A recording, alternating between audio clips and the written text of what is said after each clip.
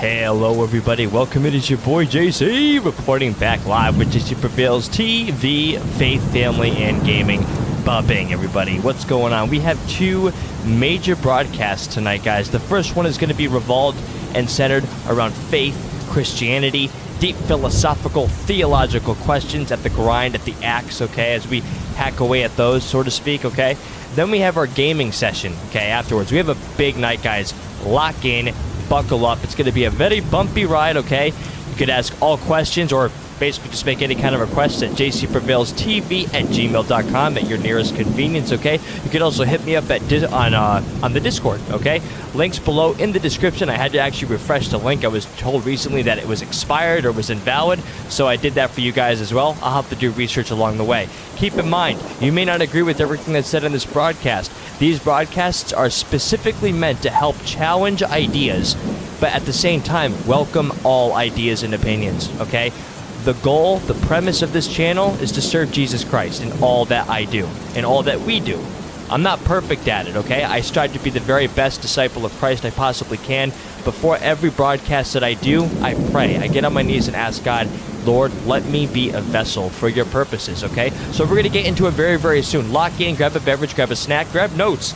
I literally have notes, right? I have a scrap paper, because that way I don't have to keep pausing all the time. Or I received criticism in the past, long time ago, about, pausing too much, which I completely understand. I was a little new at it, okay? So I'm going to be writing stuff down so that way I can place my commentary in advance or accurately to convey certain points depending on which context that it's being given. So, but yeah, we're going to get started very, very soon, guys. Enjoy the ambience of the Victorian era. Victorian era, okay? I love this stuff. I love how this is definitely an AI screen. It's very obvious, but I love how it can definitely be used to just portray or convey such beautiful, just landscapes. It's actually quite gorgeous to me. Let me see here. Very good, very good. We are getting into it, guys. We are getting into it. I am very, very excited. Very excited. We're going to be touching up on several topics, okay? The main topic of this broadcast is there a God? Challenging atheism, the worldviews. Can they work together, or do they collide? We'll have to see, guys, okay? There's also other deep philosophical and theological questions we're going to be touching up on. Again, I do this as an opportunity for you guys to learn and just have an open mind and just to be challenged, okay? We live in a very different culture today, all right? But fulfilling the Great Commission as a Christian is my job, okay? And I'm not to deter away from it, okay? My goal is to love Jesus Christ with all my heart, soul, mind, and strength, okay? It's not just a slogan. This is real to me. He is my closest friend, and I am to basically do the very best I can according to His mercy, His grace, and His will, or His ways, okay, to articulate the information that He wants me to give as accurately as possible. Let's see here. We're going to be getting started very, very soon, guys. I hope I came across okay. Not in terms of, I took an hour and a half nap. I like to be fully cognizant when it comes to these broadcasts, because these broadcasts, for me, heavily revolve around critical thinking. So,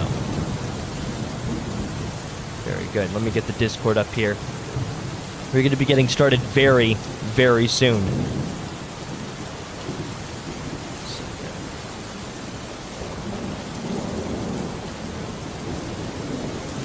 Good.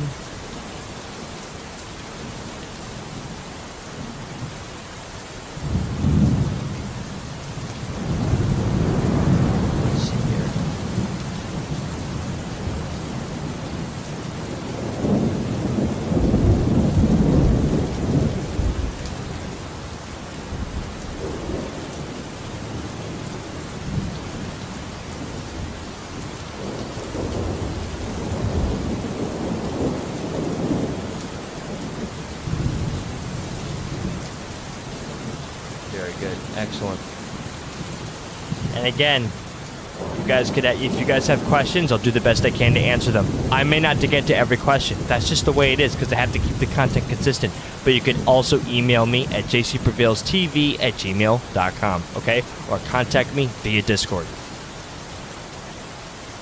Timestamps will be provided below in the description when everything gets sent off as a VOD.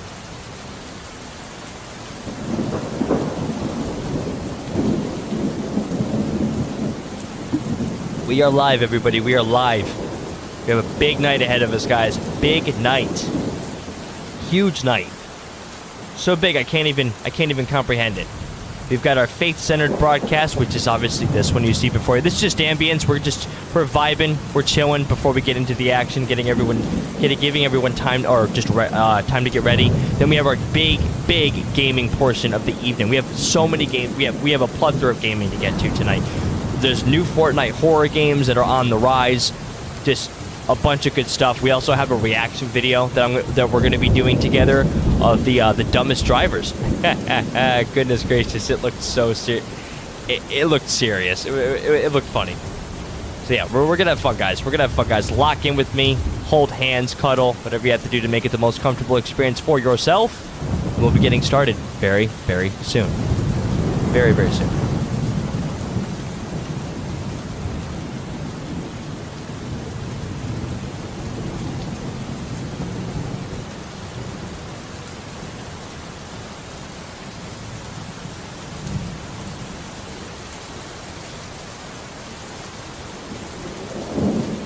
I love this ambience. Yeah, look, it's funny. I found this this morning. I was reading my book. Ironically enough, it's called "I Don't Have Enough Faith to Be an Atheist" by Frank Turek and Norman Geisler. They worked together. They collaborated for the book. And I was like, you know what? I'm in the mood for some nice Victorian era ambience. Do they even have that? And apparently they do. Yeah, no, I'm a huge fan of Victorian era. Not a fan of all the disease and all the crap, that happened. But I don't know. I'm a huge history buff. The Victorian era has always fascinated me. Historic times, man. I love history. I don't know, just the vibes that I get from this kind of stuff. It's just, I can't really put words to. Me and my wife are huge fans of watching TV series revolved around this era. And it's good stuff. I like it. I get down with it.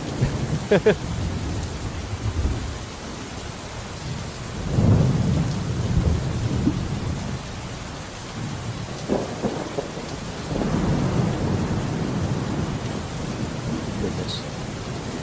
Yep, coffee is kicking in. I'm feeling everything right now. Good.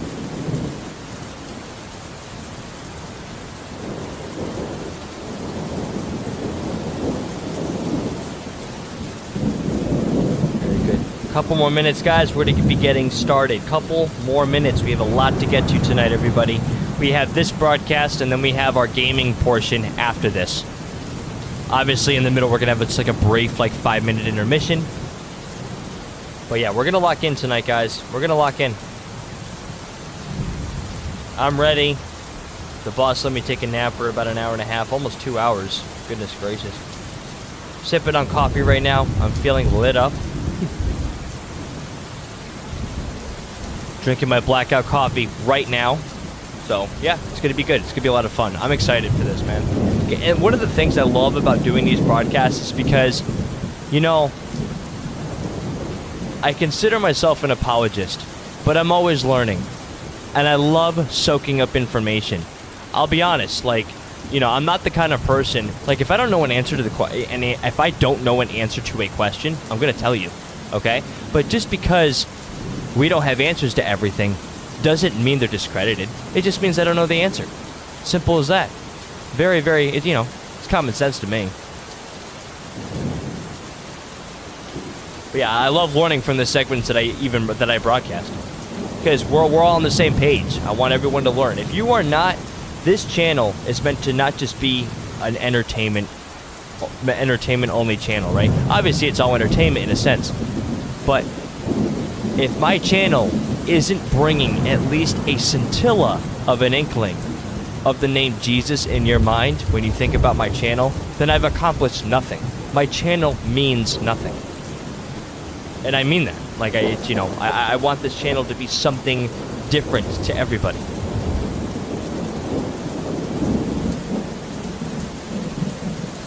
I also want it to be a place where people could just come and ask questions. It's meant for everybody, guys.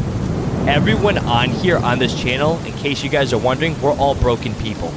No one has it all together. Not even me. Not even close.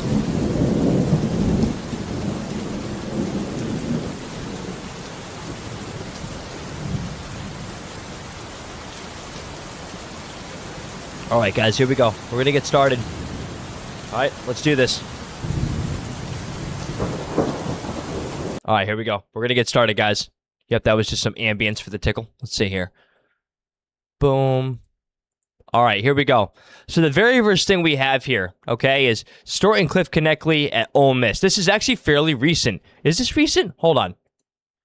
It is. 5 days ago. Holy golly. Very good. What is enough evidence for a God? Okay? And I can already tell by the title this is going to be a really, really good one. Now, it's crazy. I met this man you see right before you on the right. I met Cliff Knechtle, outstanding individual. I traveled 2.5 hours just to talk to him at the Grace Community Church that he is a part of, all the way in New Canaan, Connecticut. I had questions. Just like you, I have questions. I had my doubts, I had my struggles, and I think I wrote down like at least 15 questions. I had to kind of condense it a little bit because we only had so much time. But I remember after the sermon that he was giving, because he's actually a pastor. He's the lead pastor, and I think Stewart now currently is the assistant pastor, because obviously when Cliff eventually passes on to be present with the Lord, Stewart is going to be taking his place. And what you're about to see, because I review all the content on this channel, and I think in the beginning here, what you're about to see is Stewart just on fire for the Lord when it comes to talking about Christ. And you could see Cliff's face, you could just see as a dad, he is so proud. He is in awe of his son's intellect, his son's leadership. There is a light that shines on Stewart, and I'm so blessed to call these two men here brothers in Christ, like straight up. And I'm not ashamed of it. I unabashedly say that before you. I love these two guys, and it's funny. Cliff right here, he is one of the primary reasons why I got into Christian apologetics, because one of the biggest things that I learned for myself, that he told me, that shocked me and rocked my core to confirm that my belief was real. I remember I was sitting on my chair watching one of his debates, and I'm just watching because I enjoy his information. I enjoyed what he had to say, and he knows this. He knows his stuff. He's been doing this for over 40 years. He said, and he was talking about like the whole concept of atheism, how atheism doesn't call for anything to be absolute. It doesn't call for anything to be objective, meaning factual, meaning it is what it is, no matter what, okay? We can't live the worldview of atheism out thoroughly. What do I mean by that? Basically, there are no such thing as moral absolutes. So if you're going to tell me that you're an atheist, but then you believe in morals being somewhat absolute, you've already completely diminished the entire concept of atheism altogether. Because atheism, in a nutshell, if it's consistent, doesn't call for anything to be absolute at all whatsoever when it comes to basically objective truth or objective morality. Because to admit that something is morally absolute, meaning right and wrong, it's black and white, you automatically completely diminish the concept of atheism, because atheism doesn't call for anything to be objective. Everything is just subject to taste. It's just all just a matter of opinion, okay? And he said that if there is no God, then the whole concept of murdering a child is just a matter of opinion. But murdering a child is never right. Or never right. It's always wrong. And when I heard him say that, I was like, oh my gosh, like I don't need to be taught that. I don't need a government to tell me that.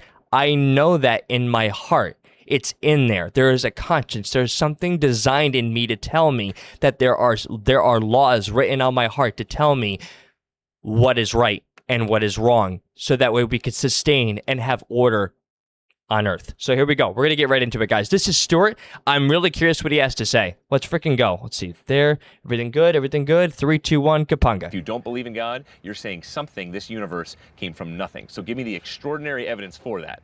And they can't give it. Yeah. So blast that one away. But then secondly, really stick on him on, okay, fine, it's not enough evidence. What is enough evidence? I don't know. They will all say that every single time. It's either the Richard Dawkins approach, who will just keep shifting the goalposts, because he knows that you could explain it from a naturalistic perspective. Yeah. Or they'll just say, I don't know. That is the worst, most unconvincing, atheistic answer to me.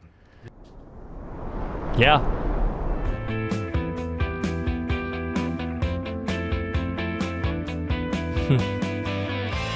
Gosh, man, I'm pumped. I'm a Christian. I didn't grow up in the church, but like Me my neither. parents are very religious. Yeah. So, when I came here, I'm in a sociology class, and my sociologist professor like brought up some ideas that really made me nervous, because to me my faith is everything. So sorry. So one of the things he like said was like, sorry. No, it's fine. That religion's just a social construct, that none of it's real. Like he compared like Jesus to like Santa Claus, like how kids tend to act different if they're feel that someone's watching them. That's the same for everybody here, and just that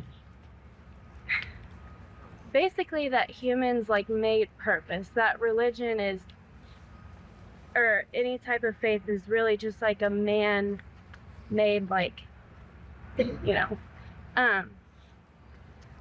So like I don't know, it really just got me thinking. I don't know, I was just wondering how you would respond to that. It's a good question. Yeah. Ma'am, I love your heart. Yeah, no, seriously. And, yeah, she although felt when attacked I was too. in college, I didn't cry the physical tears that you cry.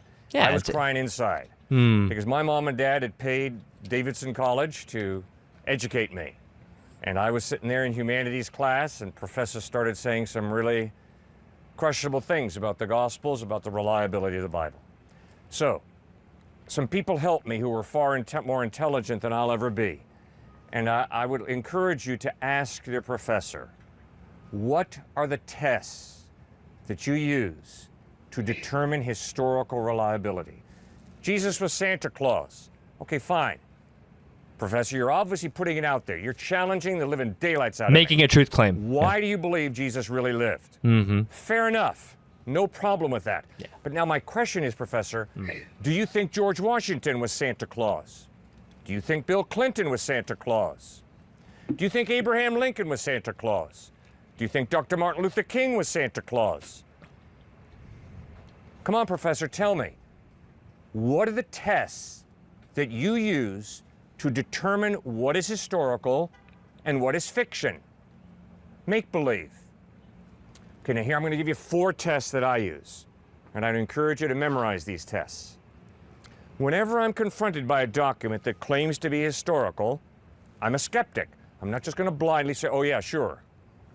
But I'm not a cynic, meaning by that, I don't reject historical knowledge. We can know that George Washington was first president of the United States. Yeah. Not because we scientifically verify that and repeat it in a lab, but instead because eyewitnesses saw George, they wrote what they saw, and we have it. It's called historical knowledge. So, the first test I use is internal consistency. I want more than one eyewitness if possible, and I also want to read, if it's just one eyewitness, what they wrote.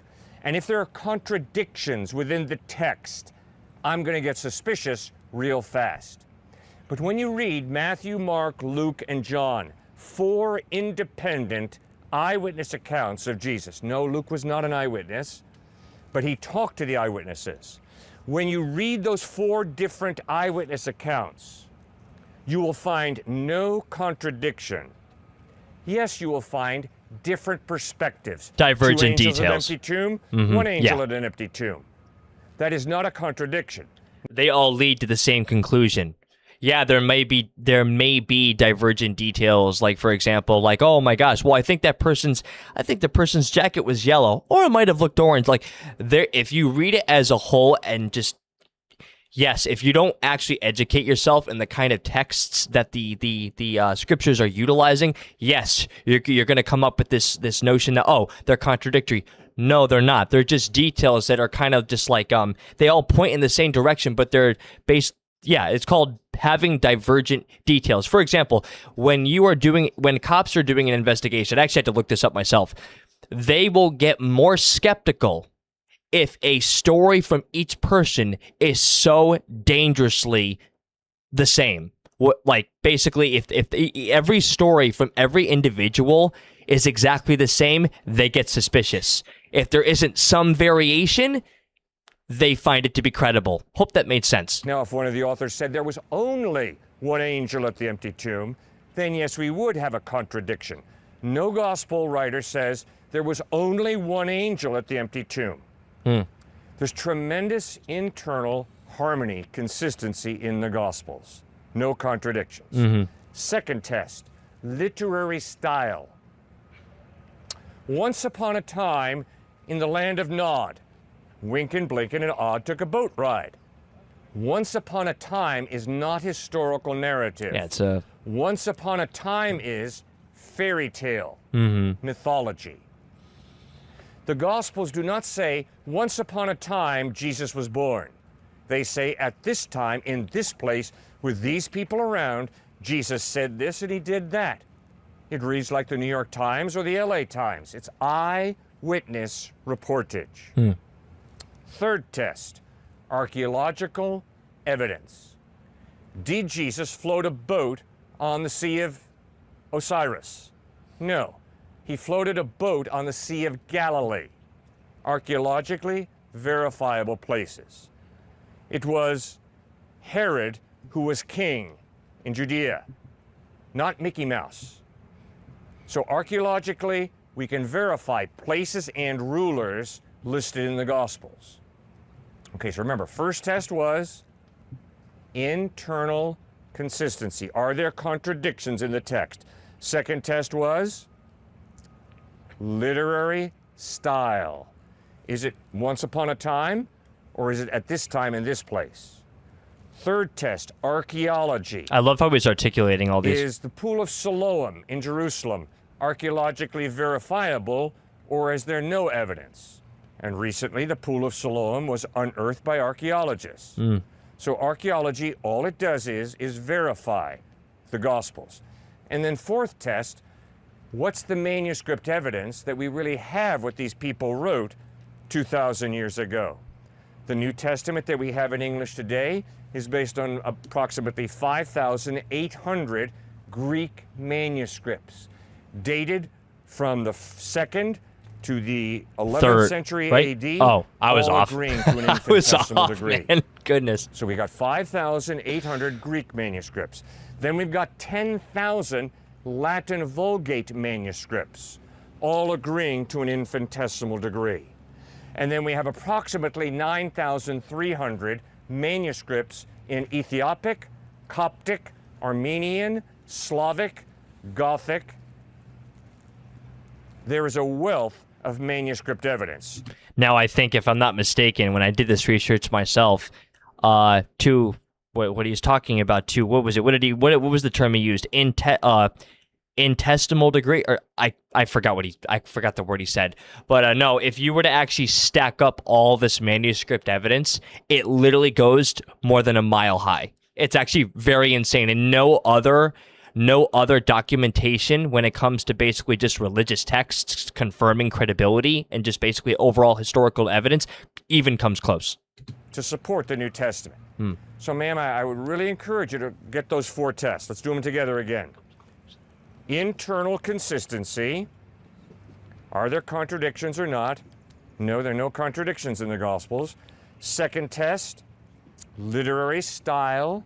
What's the literary genre? No, it's not fairy tale, it's not mythology that the Gospel writers use. It's historical narrative. Third test, archaeology. All the archaeological record does is support the Gospels. And then fourthly, manuscript evidence. Okay, guys, we're going to go over this again. Sorry, but this is a big one, all right? And I really appreciate your tears. And when I tell you, I wasn't crying them physically when I was a freshman, getting blown out of the water in my humanities class by these religion professors, but I was crying on the inside, and it was scary for me. Okay, so we're going to go over it again. Professor, how do you determine historical reliability? Then you listen how the professor does that. And then you say, okay, here's how I do it. 4 tests.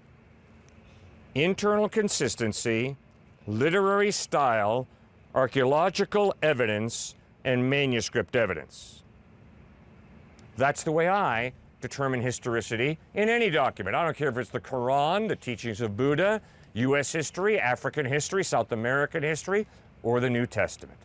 Sometimes the best way to tackle an issue when someone asks your question, and I love studying this stuff, like apologetics.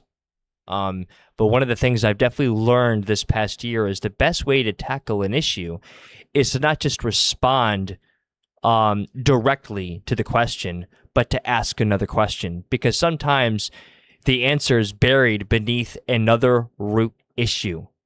So basically, when someone says, "Oh, well, I believe in evolution," okay, what do you mean by that? Because there's two different kinds of evolution. There's macro and micro. Micro, we have evidence for. We see it. It's observable, especially through the fossil record. Macro, nah. there's no fossil. There's like a huge gap. There's no fossil record indicating that we have literally, just hypothetically speaking here, a freaking, what are we going to say? A mouse evolving into a freaking tiger, like, you know, different kinds of animals evolve. No, we don't have that. However, we have adaptations that are occurring over time in a gradual process. Okay? Those 4 tests. So I guess I'm someone that kind of struggles sometimes with respect for Jesus. Right. And like when he was on earth for, was it 34 years? About that? He knew that he was God. Uh-huh. So don't you think knowing like the glory to come, wouldn't that make it a little bit easier? Because I think it's fair to say the toughest part about being a Christian is having faith. So obviously he had faith, but he lived life knowing with certainty where he would end up. Knowing it's like 100% real. Okay, so... Does that make sense? Yeah, why don't you respect him for that? No, I respect him, but I think, I mean, us as humans, for instance, when he was baptized, the sky opened up and the Father said, "I'm pleased with you, you're my son." Yes. Like, if that happened to me personally, obviously I'm not a son, but if God opened the sky and said, "My name's Ethan," if he said, "Ethan so-and-so," my faith would skyrocket. Like, would it? I would think so. Ooh. Okay, speaking for myself, if I heard a voice from the sky that said, "You are my son, with you I am well pleased," I'd think I was hearing voices.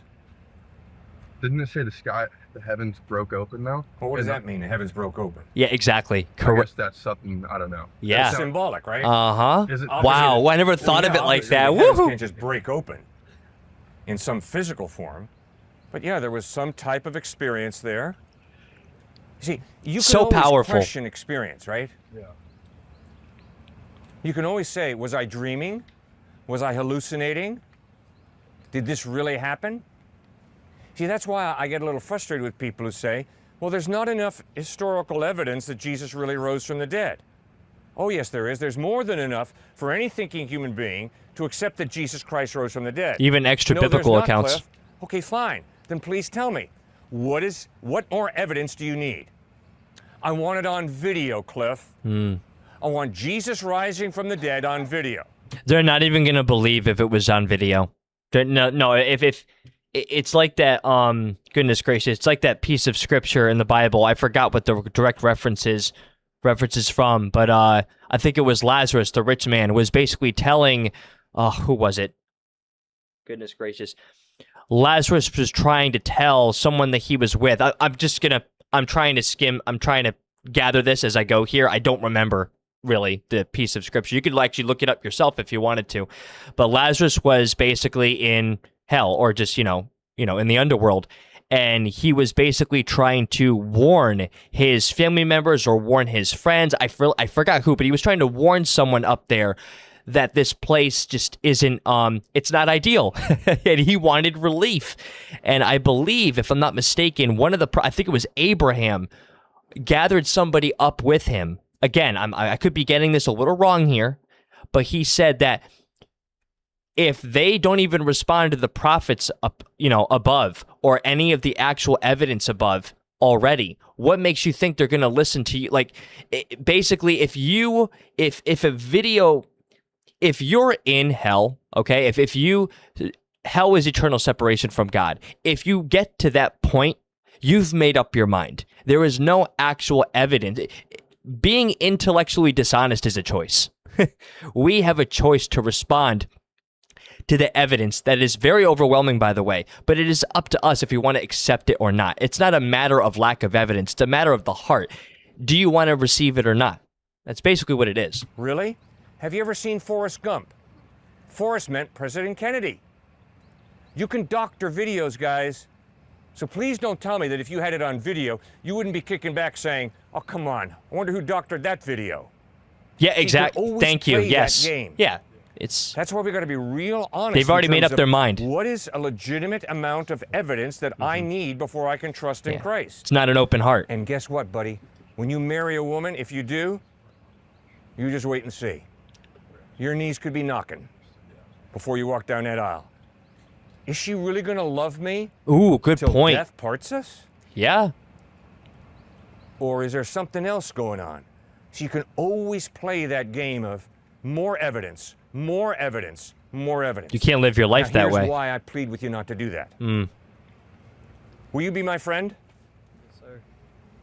Thank you. I don't believe you unless you do this with this and this.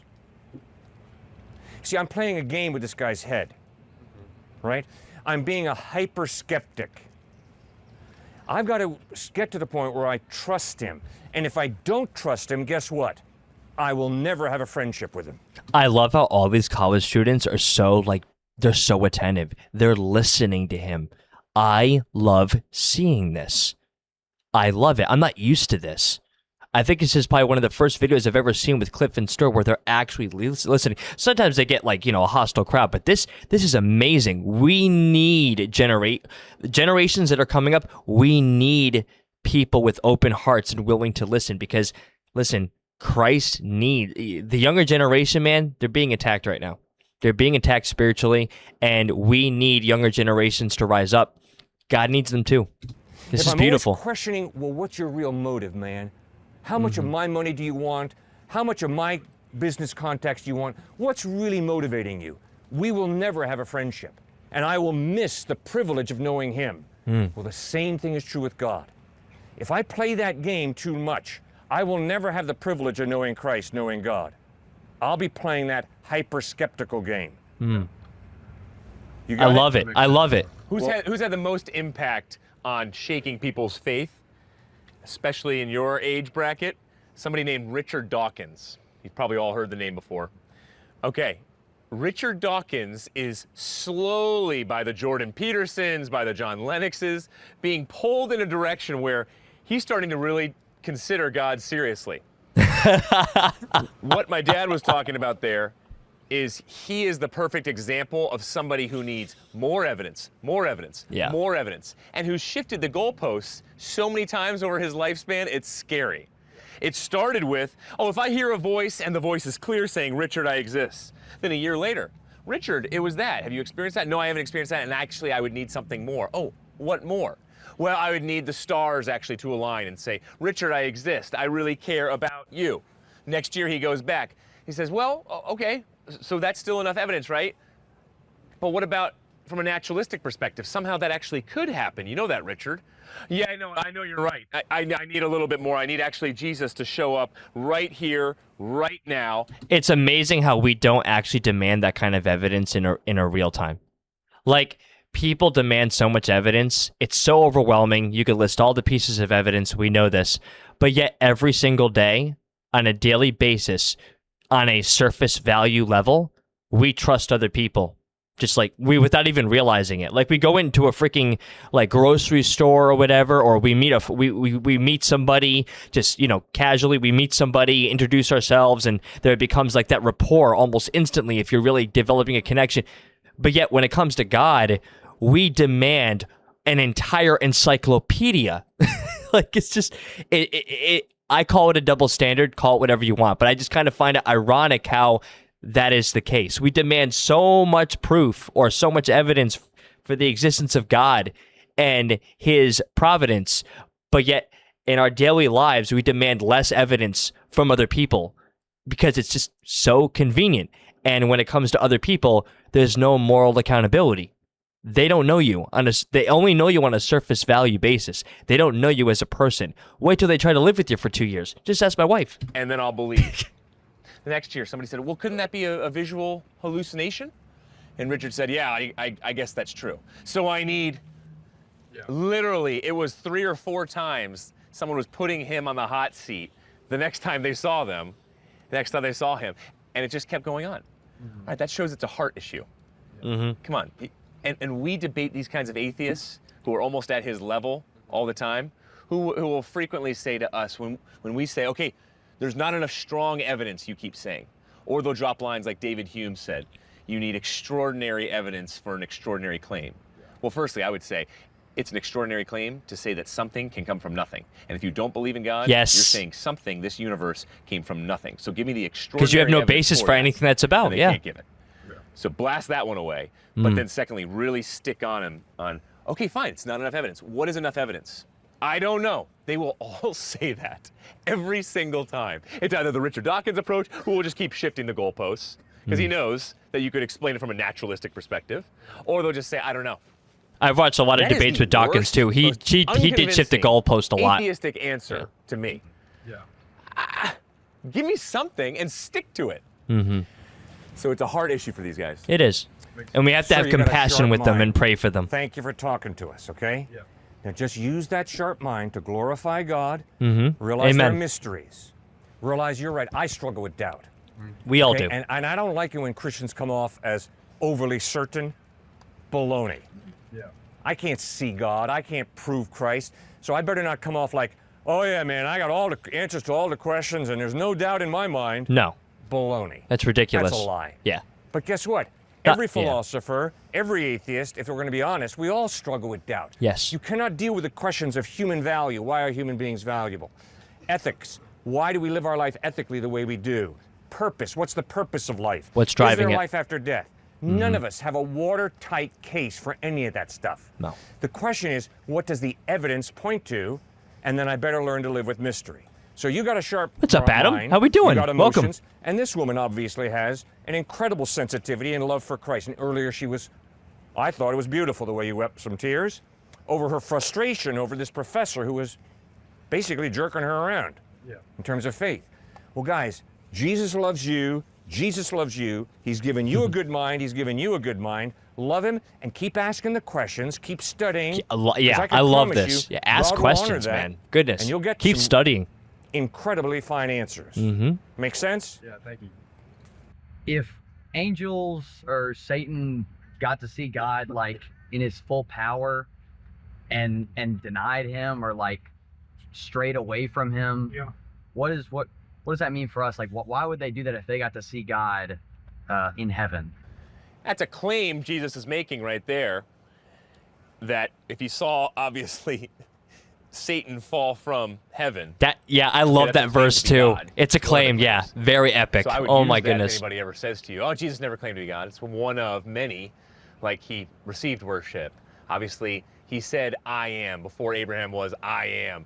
No, there's actually, I think this is the piece of scripture that they're talking about. And honestly, when I read those scriptures, when I read that section, I picture him sitting with the disciples around like a campfire. Jesus is basically telling all the disciples, yeah, I saw Satan get cast out of heaven like a flash of lightning. And I'm just picturing myself, if I was in their position, I'd be like, I'd just be like, what?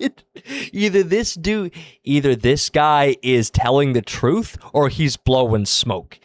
And it's just like, to make a claim like that is insane. Like, I can you imagine like hearing that? Like, either this dude is crazy or he's exactly who he said he is.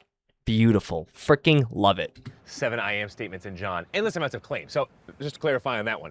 But then secondly, the angels had way more power than we have now. Way more power. And I think it's a miracle that so many still glorify God. So many worship and serve him. With the amount of power that they have, Satan and the devil, I would be more tempted to take that route. With that amount of power. Okay, I don't want to serve God. He's my boss. I've served my boss for hundreds of thousands of years. It's my turn. It's my turn. I mean, the majority of business owners, especially big CEOs, they always have people chasing after their jobs. We all have egos. We want to be in control. And so with the more power, the more responsibility comes. With the more power, the more opportunity you have to truly turn away from the goodness and the ethical life.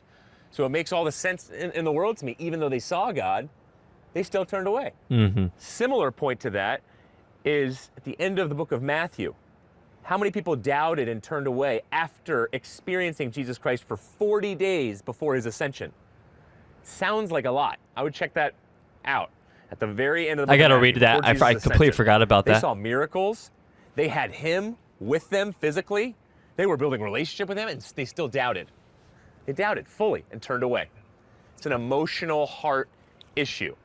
That's why when people try and shake your faith out here based off of evidence, you got some psychological work to do on them. That's why it's so important to remind yourself what's objectively true. Sometimes I struggle with doubt. There's no such thing as absolute faith. I don't care what anyone says. That's my take on it, okay? I struggle with that. I struggle with struggle with doubt sometimes. But then I have to understand that when I struggle with doubt, it's coming from an emotional lens rather than something that's objective. So I just have to remind myself of all the overwhelming evidence that I've studied, I've experienced in my life. How I've always experienced life coming from life. You don't experience it coming from non-life. It's impossible, at least for me, right? There's just the fact that we just live in such a complex, ordered, and fine-tuning universe. It just blows my mind that it's like, wow, like the human nature, the flesh, it sucks. We experience the common grace of God every single day, and thank God for that. But I would hate to be fully disconnected, and I'm just that's why I'm so grateful for Jesus Christ being in my life, because he's always there to pick me up, and it's a connection. It's very, very beautiful. And before every broadcast, it's funny, I literally asked the Lord, though I may not be perfect at it, and people could probably testify to that, right? I asked God to utilize the Holy Spirit in my heart to remind me of things that I yet do not know, or yet, have to remind me of certain things that I've studied. Because guess what? It's not easy sometimes doing these broadcasts, because guess what? I compare myself to other people. I have a power struggle within my heart in terms of just wanting to know more, but I have to shrink myself down, shed some humility, or get it down and be a little, show some humility, because I have to realize that sometimes this stuff isn't it's not always easy to grasp. It takes a very, very intricate mind to process all this information. Like, I'm currently reading a book. I don't have enough faith to be an atheist right now, okay? And some of the stuff in there is so fascinating. It's so rich. But yet, I have to sometimes read a page 3 times in a row to, process what I'm reading, and then study it, and then, so I can, memorize it to help other people and be a blessing to them on their end. So, sorry for going off a little bit with that. Because vast majority of them, it is a volitional issue and volitional, an emotional yes. issue, not an intellectual one. Yeah. Good question. I have a friend that thinks he's actually incapable of choosing to believe. So do you think, with so much of the gospel being centered around our belief in God, our trust in God, do you think belief is a choice, or is it just something you either got or you don't? Yeah, great question. These are all great questions. Choose to believe that God exists, that there was a great creator, that there's a source of all goodness, and one who tells us that there really is evil in this world and that we are broken. See, I don't know if you saw the Ted Bundy documentary not too long ago. Did you see the journalist interviewing Ted Bundy? The journalist comes out and says, it's a little unnerving how normal Ted Bundy really is. Because I got to know Ted Bundy so well that he just seemed like an average guy. He did. So I've heard that too. Myself, this guy who was a huge serial killer, how do I know I couldn't be like him? Or the 690 lynchings you guys have had in this area in the last couple hundred years. How big were the white mobs who joined in on those lynchings? How big were they? I think it was more than just 5 or 10 white racist people. They were big mobs doing this. Or how about those who were giving up their friends and neighbors during Nazi Germany to save their own skins, or just to gain different forms of power from the Nazis? Okay, everybody is exposed, and everybody, in my mind, can commit any type of atrocity under a certain type of environmental condition. Anybody. So it's not just the Nazi German soldiers who are just doing as they were told. Anybody. So, faith in God, you start to get in touch with what is real goodness, what is real evil, am I turning from evil? All right, well, there's the source of all goodness. Something must have created that goodness. Couldn't have just popped out of nowhere. We have a sensitive conscience that Paul talks about right in Romans 1 and 2. Yes. And right in Romans 1 and 2 there, he said of that conscience of knowing good and evil, and then I could do any form of evil, or I could do the good that God commands. That pushes me to a moral lawgiver, Paul says. If you're admitting, oh, I'm so sorry. I'll rewind it a little bit. I thought he was done. I thought he was done talking with that. If you were admitting to yourself that there is evil in the world, then you are unintentionally. If you're an atheist, if you're saying that there is no God, but you're saying that there is evil in the world, you are volitionally, unintentionally admitting that there is a standard of good, a standard of right. So, basically, in a nutshell, what's that standard of right that you're speaking of? If you're so confident that there is evil, which there is, it exists, but it's almost like we're basically unintentionally stealing from God values that don't exist and don't have anything to do with a worldview that we actually hold that doesn't call for those to actually be sincere and true. Says. Here, I'll rewind it. That pushes me to a moral lawgiver, Paul says. And then you got the creativity of the universe. These incredible mathematical laws. Do you know the amount of trillions of DNA cells that you have in your body? If you strung them all together, could reach to the sun. Just read about this. 200 times? Yeah. Okay. Do you know the amount of information within a single one of those cells? Endless amounts of information. It's equivalent to 500 movies, the amount of information. Dude. Okay, that's one out of the trillions. Bruh. And trillions. That's a lot of creative information right there, folks. You're going to tell me that that just somehow strung together over hundreds of thousands of years, somehow that could just all come together. I don't care if you strung it out to trillions of years. That cannot come together. That's crazy. With that level of information and creativity that it stretches so long, it's scary. Well, your friend has to choose to look at that as evidence and ultimately connect it to a good creator, or to say no. I don't see that evidence. I think it's ridiculous. So everybody's going to have a free will and a choice. Mm-hmm. If you're an atheist, you could go down that line of thinking and say, no, I don't truly have a choice. But your friend has a choice. Your friend has a lot of choices to make in this life. And if you're going to say he doesn't have a choice when it comes to believing or not in God, then you're going to say he doesn't have a choice or not whether to be your friend or not. It's the same type of line of reasoning. Even after we hear the truth multiple times and we come to, we agree with it, why do we continue to doubt? Okay, why do we continue to doubt? Great question.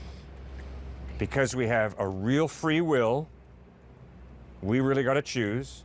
Secondly, because the deeper questions of human existence, like why are you valuable? What is the purpose for your life? How are you going to live your life ethically? Should you cheat the IRS or should you pay your taxes? The issue of life after death. These are not knocked down, easy questions. These are very profound questions, difficult questions. So that's the second point. Third point is we have doubt because we have bias, prejudice. Hold on, guys. 1 second. Hold on. Received a message. 1 second. 1 second.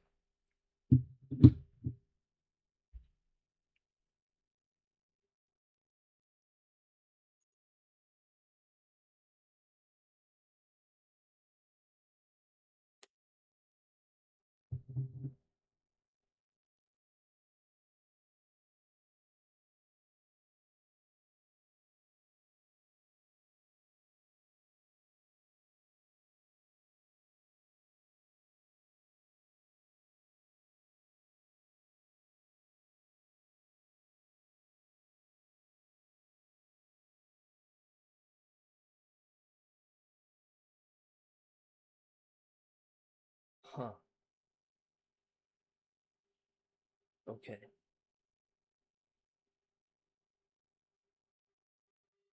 Are you in the chat right now?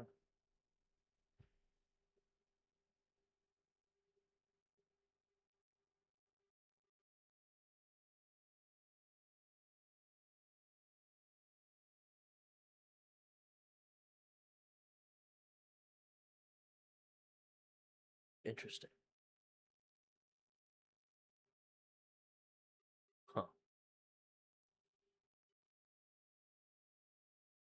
Huh.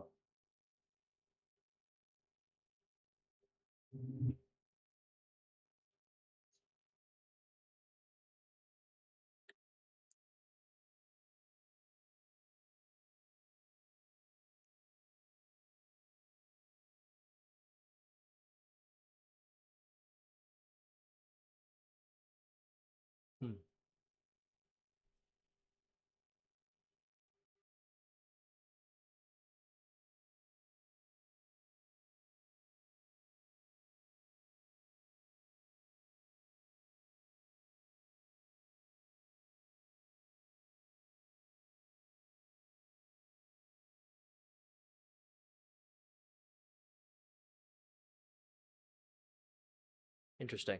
Okay. All right. Sorry about that, chat. I had one of my channel moderators just messaged me about something that was just a little bit concerning. But yeah, we're good. We're good. So let's continue here. I'm a truly open-minded person. Don't believe me. Do not believe me. I have a sinful nature. I have prejudices. I have biases. I'm a truly open-minded, objective person. Don't believe me. If I say I'm trying to be open-minded, I'm trying not to be blinded by my prejudices, I hope you'll believe me. But somebody who goes around posing that they're totally objective, no biases, no prejudices, it's all just objective thinking. No. Now, why do I say that? Because when I look at my life and when I get close to other people, I see how often it's the emotions that are really driving me. Yes, exactly. Driving us. So for me to act like, oh, I'm this totally cerebral person, and I only make a decision because I've thought it through very carefully and I've got the watertight answer, that's a lie. So those are some of the different issues. But the one that really concerns me is this issue of sin. When I was 6 years old, I was in the sandbox with a buddy. 1 second, guys. Gotta go be a husband real quick. Can you come tell me if it... Yeah, for sure. Hold on.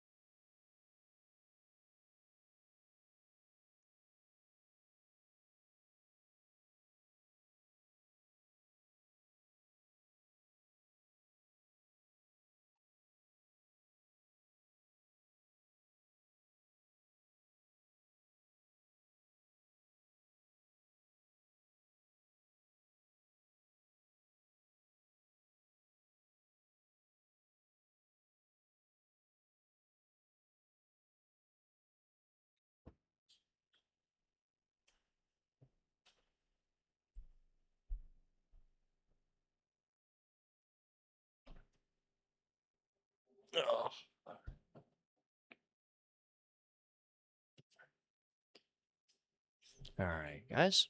Let's continue. And the buddy offended me. I never saw the behavior modeled. Nobody ever taught me this. I reach down, pick up the metal truck, and drop it on his head. That hurt him. I did it very naturally. I was born a sinner. And this rascal, when he was about 3 years old, I put a glass of grape juice on his tray. And I said, don't knock the grape juice on the carpet. And with a smile a little bit bigger than the one he's got on his face now, he backhands that glass of grape juice all over the carpet. The dude was born a sinner, just the same way his old man was born a sinner. He's also born with a conscience, with a rational mind, and he does good and he does evil. And one more quick illustration. My dad grew up in Switzerland during World War II. He's a little Swiss Boy Scout walking through the Alps of Switzerland. All of a sudden they bump into a bunch of Nazi officers. Wow. Those Nazi officers were very kind to those Swiss Boy Scouts. It turns out, I'm pretty sure, that one of those Nazis was Adolf Hitler. Adolf Hitler did not kick my father's kneecap out. He didn't slap him in the face. Adolf Hitler was very kind to my father, this little Swiss Boy Scout kid. And then Hitler went on and gassed Jews into Dachau and Auschwitz and Buchenwald. You see, that's one of the reasons I believe in Jesus, because his analysis of us as human beings is so spot on. Mm-hmm. This is a human being created in the image of God. This is a human being created in the image of God. You do good and you do good, be you atheist, agnostic at times. And you're also sinners. You're born with a sinful nature, which means at times you don't do good. Well, guys, that's we know reality. That. Yeah. That's reality as I experience it. That's reality as I observe it. Mm-hmm. We all are this crazy mixture, every single one of us. We all do good at times, and Hitler did some good. And then we all do some real warped evil at times. The fact that I encounter it all the time. The fact that people say, oh, no one's perfect. Right there, that simple statement with just a few words, you're admitting to yourself that there is a standard of perfection. But what is that exactly? What standard of perfection are you actually referring to? What's the evidence that supports that standard of perfection being the most reliable? Think about that for a second. And if you don't believe like me, we don't just even look mean at to the do it. relationship between your mom and dad. In every marriage that I know, there's some serious tension at times. There's some serious meanness that goes on. And I've been guilty of that myself in my marriage. We all have this Join the club. weird combination of good and evil. And that's why all of us, every single one of us, needs Jesus Christ. Amen, Cliff. Stuart? Well, the book of James, I think, has a good answer to it. I love the book of James. It talks about dipsico, being in one mind or the other mind. And what James is saying there, though, the man who doubts is like a wave of the sea, blown and tossed by the wind. Well, I don't know about you, but when I doubt, and you put it perfectly, when we doubt, we get insecure. We get scared, we get nervous. Yeah, facts. And that type of doubt that James is talking about is the bad type of doubt. We were talking about good, healthy doubt, like David in the past, or Job at times, Habakkuk. Even Habakkuk said, God, I thought you were from everlasting to everlasting. He was challenging God and making a mockery of God's power there. And God let it happen. God didn't smite him. He God could continued take to it. use Habakkuk Yeah. as a great leader. Mm-hmm. Okay, that's a form of healthy doubt. The unhealthy doubt that James is talking about that causes you to be like a wave tossed and blown by the sea, and that man should not expect anything from God, is the one who has one foot in, I'm fully in believing in God and how I behave and how I respect and honor God with my body, and is fully out with the other. Total hypocrite. God, I could care less about you. I'm gonna live any old way I want to. And that brings insecurity, and you're like a wave blown and tossed by the wind. So we get Never heard of it like clearly that. in Scripture, doubt is good, but allow it to continue to push and talk to God. See, all of David's doubt was great, and even when he had the deprecatory psalms where it seemed like he was cursing what God was doing, as long as he continued to talk to God when he was doubting, depressed, and full of rage. That's what we're called to do. Even if we're speaking tremendously irreverently, just keep talking, and that's what we're supposed to do. It's crazy. When I'm talking to God, too, sometimes I struggle with that. I struggle with the fact that it's okay to have doubts. Or not doubts, but it's okay to express frustration to God. In my life, I don't think I've ever been actually angry with God. Have I been confused at what he's potentially trying to convey? Yeah, sure. Been through many trials in my life. A lot of hardship, a lot of tears, a lot of pain. Pain I don't wish on my worst enemies. But it's just, it's a matter of like, it's just crazy. Life could be such a whirlwind of emotion sometimes, or it could throw curveballs at you. That could be a whole whirlwind of emotion that like, it's just so unfortunate. It like really is. And it just, God can take it. And sometimes he allows things in our lives because he wants us to vent out frustration. He wants us to vent out. It's almost like, now I'm not saying this is in his character, but like it's almost like to us, because we're so finite, we're going to picture God being this like being up, upstairs, so to speak, and he's like, framing circumstances to happen so that way you can get so frustrated. It's like him talking to you saying, can you just get frustrated with me for once and just vent? I want to hear it. Come on, give it to me. And then here I am on earth saying, no, every circumstance that I come into contact with, I know serves a purpose for me. So I guess some of that comes as just maturity. But no, I never really get angry with God because I know that every season has a purpose for, what I'm destined to be or just to become. So that something along those lines. Hope I didn't lose you guys too much there, but it's crazy, and I've never heard it articulated like that before. God actually likes it when you come with your doubts, frustrations, anger. He could take it, he could take it, but I just I don't know. I just have a hard time doing that because I feel like if I don't. Because I feel like if I vent out my frustrations or even potentially become angry or confused, I feel like that's almost in a way failing the test, but no, that's exactly where he has me. He's trying to shed layers off of me to make me more like Jesus. Just basically just pride, the selfishness, There's things that he knows about us that we don't see ourselves. He knows our every inward thought that we have. So it's pretty crazy. Yeah. But the James passage is the kind of doubt we don't want to do, where it's, I'm going to live any old way because I doubt your love, your goodness, maybe even your existence. And in the Garden of Eden, that's exactly what happened. Adam and Eve did not doubt God's existence. They were walking with him in the cool of the day, had a level of perfect relationship. They had everything they wanted except one tree. And so the seed of doubt that slipped into their minds and their hearts was, God doesn't really have my best. God doesn't really love me perfectly. He seems like a pretty good God, but he doesn't really ultimately have my best in mind. Because if he did, he'd let me eat that apple off that tree over there, that one he says I can't eat it from. So they were turning themselves into a farm of God where it's, I know how to love me better. I know how to love me best and get all that I want. That's the type of unhealthy doubt that's tied to ourselves and our ego. Very good. Hey guys, thanks so much for tuning in to this episode. Like and hit that subscribe button in order to join the family. Also want to invite you to our church where we pastor at in New Canaan, Connecticut. It's called Grace Community Church. We are currently meeting at a middle school, Sachs Middle School, and we start at 9:30 a.m. Hope to meet you there. See you soon. Very good. All right, guys. We have time for some more stuff here. I know that the gaming broadcast, the gaming broadcast is scheduled for 11. We're going to be just a tad late, but it's okay. I wanted to get to this video here. Atheist Professor challenges Frank on objective morality. Haven't seen this video in a minute. Want to see what it's about. I believe I heard snippets of it, but we're going to see what this has to, offer us here. Let's see. Yeah, it's unfortunate. It's not a debate. I've debated Guyvid and William Lane Craig and Bert Spalding here, but this isn't a debate, so I have to limit what I have to say.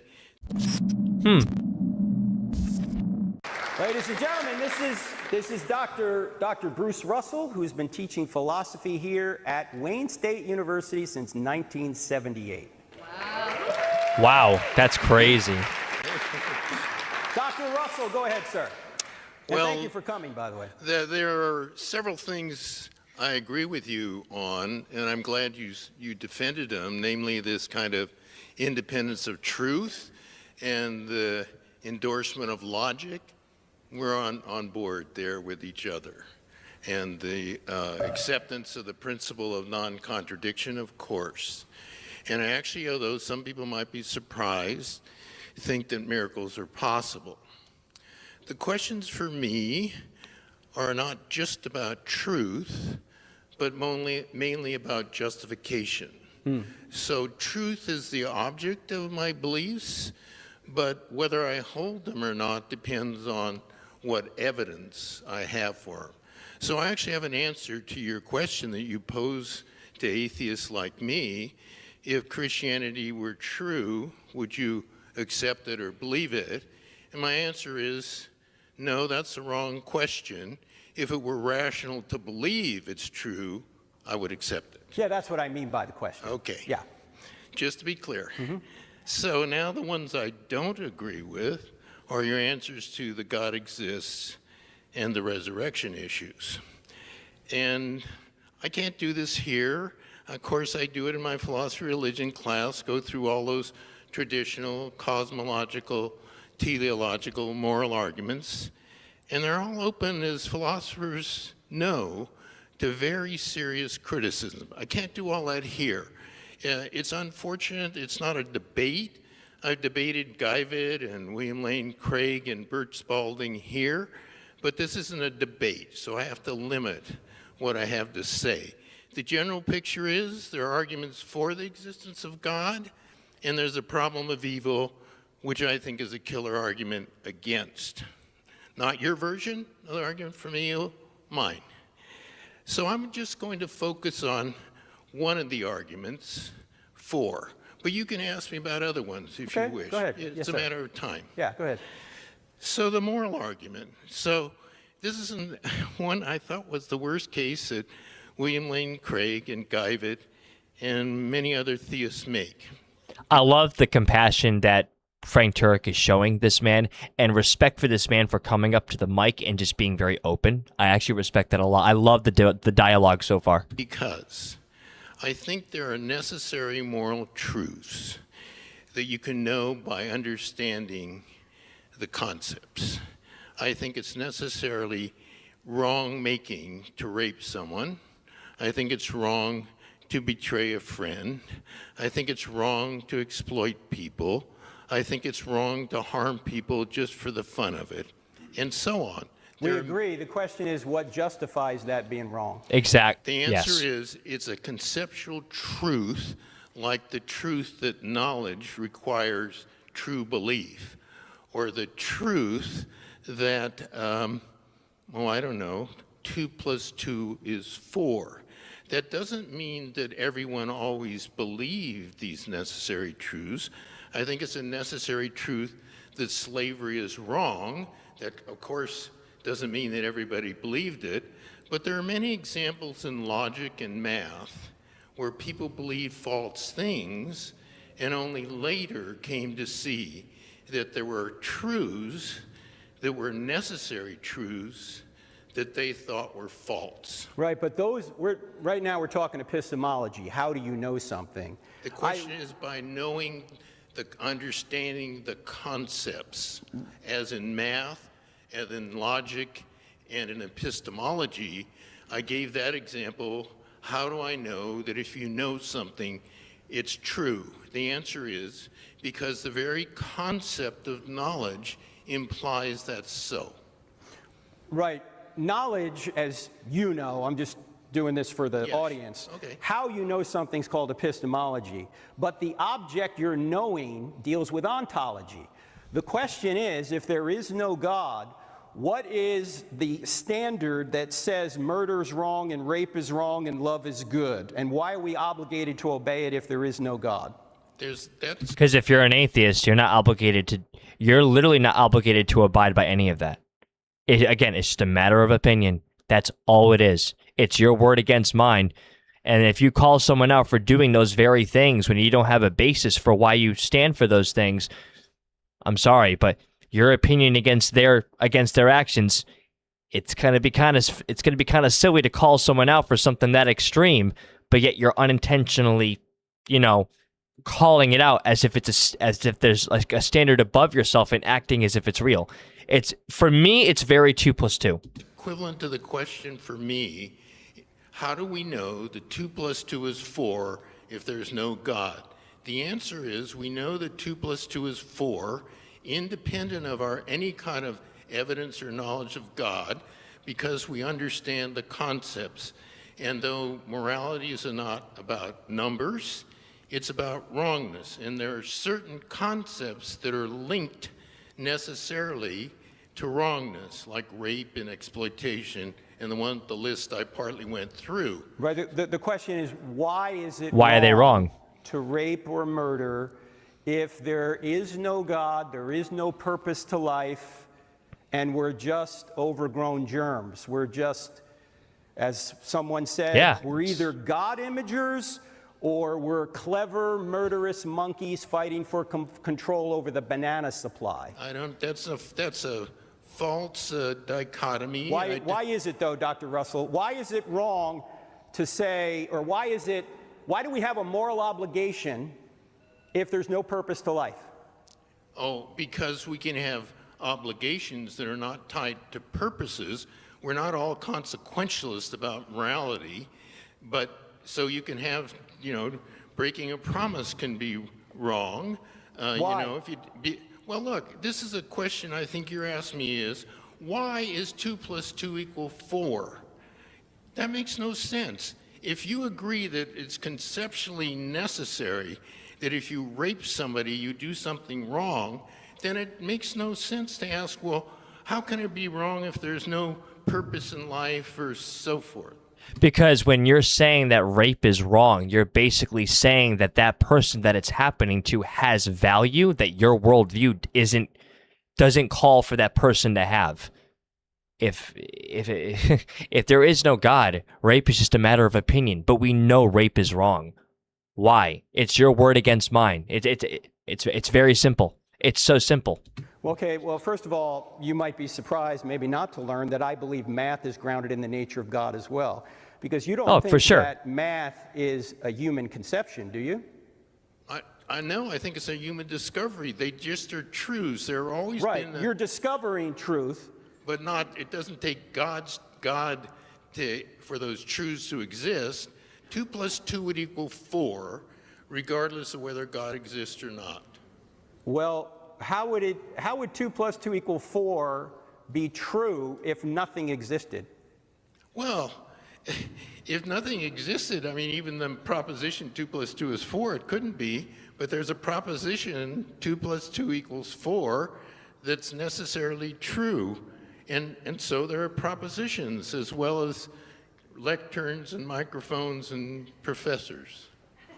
Okay, but my contention is nothing would exist unless God existed. As Leibniz said, if there is no God, why is there something rather than nothing at all? And I think math is actually an argument for a mind, and the idea that our universe is mathematically describable, It's insane. I think points back to a mind who created and sustains this universe. Well, you assume that things, there must be some reason for things to exist, but there needn't be reasons for necessary truths to exist.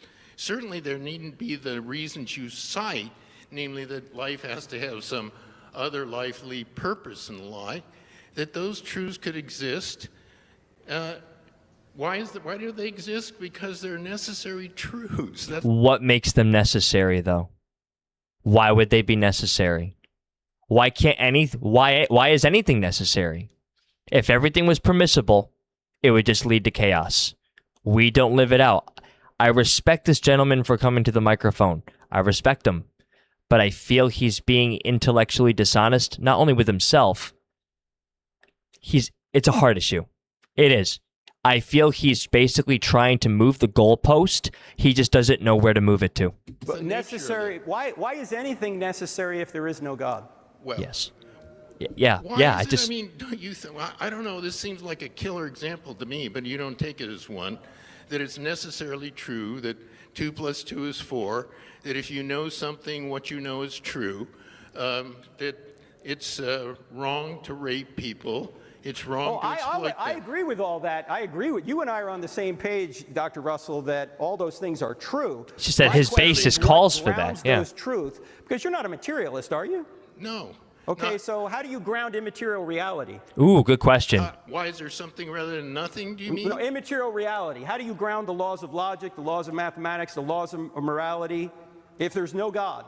Yeah. How are those things How does it happen? Because actually they're the best explanation of what we discover when we start investigating math and logic and Right, but whatnot. you're talking epistemology. Again, I'm talking ontology. Why do those things exist to discover to begin with?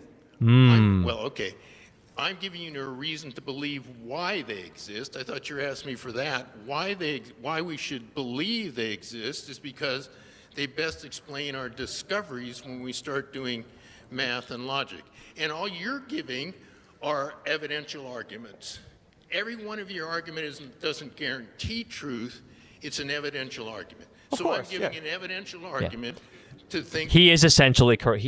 He's correct. He's absolutely correct. It's just a matter of what kind of evidence, or which evidence best explains it rationally, if that makes any sense. It's an evidential argument. So course, I'm giving an evidential argument to think that there are necessary math, logic, truths, and truths about epistemology and ethics. Well, I'm using the laws of logic So and am my I. senses in order to discover truths outside of myself. But you're not using just logic and your senses. You're using something like inference to the best explanation. Yes. Well, so am I. Okay. I'm using inference to the best explanation to explain why you should believe that there are logical, mathematical, and ethical truths that are necessarily true, which means true in every possible. Well, I agree they're true in every possible world, but I just don't see any grounding on it on atheism. Yeah, nothing's You binding. just- That doesn't make but any that sense means to you me. Yeah. just In this- rejected my inference to the best explanation argument for their existence that has no implications about God. Hey guys, please. Go ahead. Sorry, sir. No, Go ahead. I was thinking, I said you just rejected my inference to the best explanation why we should believe that there are math, logic, and moral Right. truths I'm asking for- independently of the existence of God. I'm asking for the grounding of those things. Obviously, math and logic are not moral issues. No. Morality is an obligation. The only arguments you Yeah, give for they're the material. grounding in God are inferential arguments just of the same sort, but with different conclusions. You have ontological conclusions that are based on inference to the best explanation, and I have exactly the same kind of argument to infer that there are necessary truths that don't require God's existence. Well, that's where we disagree. I can't see how there's any obligation if we're just overgrown germs. Yeah, just chemicals reacting. We're Yeah.